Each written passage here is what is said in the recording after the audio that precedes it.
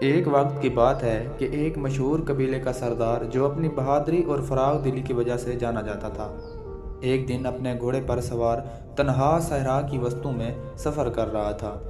شدید دھوپ اور سناٹے میں اسے دور سے کچھ حرکت محسوس ہوئی۔ جب قریب پہنچا تو دیکھا کہ ایک شخص ریت میں دھنس کر نیم بے ہوش پڑا ہے۔ سردار نے فوراً گھوڑے کی لگام کھینچی، نیچے اترا اور اس شخص کے قریب جا پہنچا۔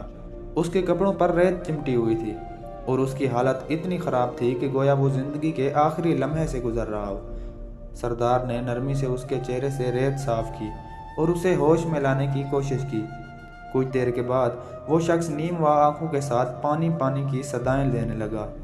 پیاس سے میرا حلق اور زبان سوکھ کر پتھر ہو چکی ہے، اگر پانی نہ ملا تو یہیں جان دے دوں گا، اس اجنبی نے کمزور آواز میں کہا۔ سردار نے ایک لمحے کے لیے سوچا، یہ کون شخص ہو سکتا ہے، کیونکہ اس کی وضاحت سے وہ ارد گرد کے کسی قبیلے کا فرد معلوم نہیں ہو رہا تھا، لیکن اس کا دل رحم سے بھر آیا۔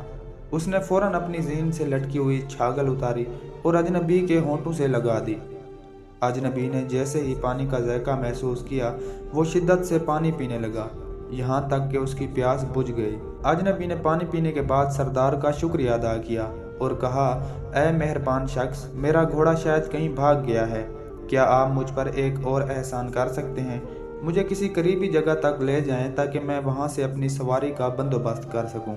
سردار نے مسکراتے ہوئے کہا، کیوں نہیں، آ جاؤ، میرے پیچھے بیٹھ جاؤ۔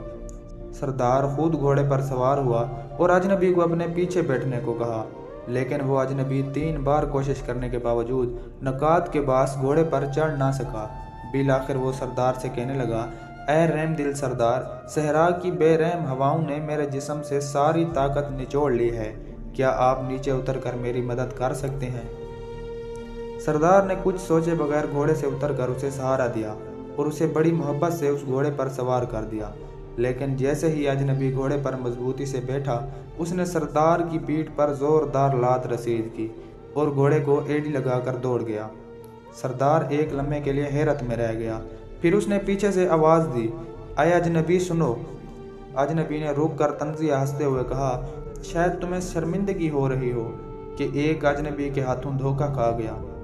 جان لو میں ایک راہزن ہوں اور کسی راہزن سے رحم کی امید کرنا بیکار ہے، چیخنے چلانے سے کچھ حاصل نہیں ہوگا۔ سردار نے بڑے سکون سے جواب دیا، میں ایک سردار ہوں اور بھیک مانگنا یا رحم کی درخواست کرنا میری شان کے خلاف ہے۔ میں صرف تمہیں یہ کہنا چاہتا ہوں کہ جب تم اس گھوڑے کو کسی منڈی میں فروخت کرنے جاؤ گے تو لوگ اس کے بارے میں ضرور پوچھیں گے، تب یہ نہ کہنا کہ تم نے ایک دھوکے سے حاصل کیا تھا۔ اس گھوڑے کی نسل بہت نایاب ہے اور لوگ جاننا چاہیں گے کہ یہ کس کا تھا۔ انہیں یہ بتانا کہ یہ فلاں قبیلے کے سردار کا تھا، لیکن ایک نصیحت مان لو، کبھی یہ قصہ نہ سنانا کہ تم نے صحرا میں مدد مانگ کر کسی کو دھوکہ دیا تھا۔ اگر ایسا کیا تو لوگ آئندہ صحراؤں میں لاچار اجنبیوں پر بھروسہ کرنا چھوڑ دیں گے اور تم جیسے دھوکے بازوں کی وجہ سے حقیقی ضرورت مند مر جائیں گے۔ یہ سن کر اجنبی کا رنگ فک ہو گیا، وہ لمحے بھر کے لیے ٹھٹکا، لیکن پھر اپنے راستے پر گھوڑا دوڑا کر غائب ہو گیا۔ سردار نے گہری سانس لی اور اپنی پگڑی جھاڑ کر دوبارہ سفر شروع کر دیا۔ پیارے دوستو، یہ کہانی ہمیں سکھاتی ہے کہ دھوکہ دینے والا نہ صرف اپنے ضمیر کو بوجھل کرتے ہیں بلکہ دوسروں کے اعتماد کو بھی ختم کر دیتے ہیں۔